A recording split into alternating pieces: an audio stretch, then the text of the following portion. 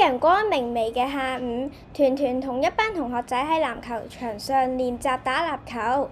團團不停提醒同學同隊友之間互相合作同依靠嘅重要性。大家加油！今日我哋要一齊學習點樣互相包容同理解，令大家喺球場上可以發揮團隊精神。團團，快啲一齊過嚟射籃啦！要提升我哋嘅技術啊！我覺得咁樣嘅練習可以令我哋更團結，只要大家都有耐心，應該就會打得好好㗎啦。哈哈，你唔好咁擔心啦，練習都可以好輕鬆好有趣，有咩擔心講出嚟，我哋一齊分擔。喺課室裏面，同學仔好熱烈討論緊頭先籃球隊嘅練習。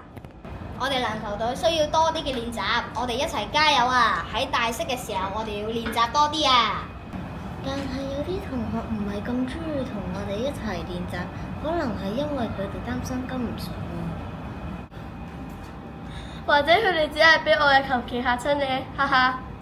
你哋嘅觀察都好敏鋭，了解同分享大家嘅感受係建立團隊嘅第一步。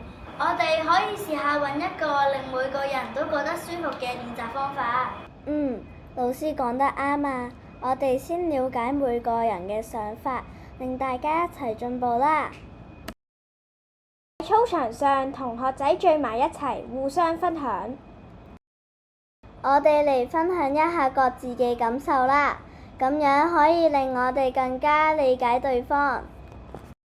我覺得有時練習太難啦，令我有啲沮喪啊！想做好啲，但係又怕失敗。我都好明白你嘅感受嘅，但係我都有曾經試過呢一啲嘅經歷，尤其係新隊友面前會更加緊張啊！只要我哋一齊練習，失敗都會變得有趣，話唔定我哋會一齊成為失敗之王呢。呢個心態好好啊！團隊合作需要每個人嘅努力同包容，只有咁樣，我哋先可以一齊進步。呢次嘅練習，同學仔唔單止提升咗技術，仲更加識得去關心大家嘅感受，增進咗彼此嘅關係。今日嘅練習令我哋明白，理解同包容係團結嘅基礎。當我哋能夠接納彼此嘅不同，互相支持同聆聽，我哋嘅團隊就會更團結。團團教識咗我哋，只要彼此信任同包容，先可以達到真正嘅共識㗎。團結唔單止係成功嘅時候先出現，而係面對挑戰嘅時候互相扶持，共同成長。我哋一齊用理解同埋包容，創造更美好嘅團隊啦！喺團團嘅帶領下，同學仔學識咗點樣用關愛團結嘅態度互相相處。佢哋明白到，只要細心觀察，就會發現身邊人嘅需要同感受。而團隊之間嘅互相信賴同支持，係團結嘅基礎。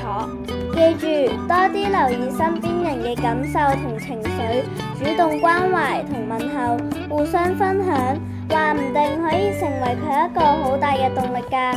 知道啦，團團。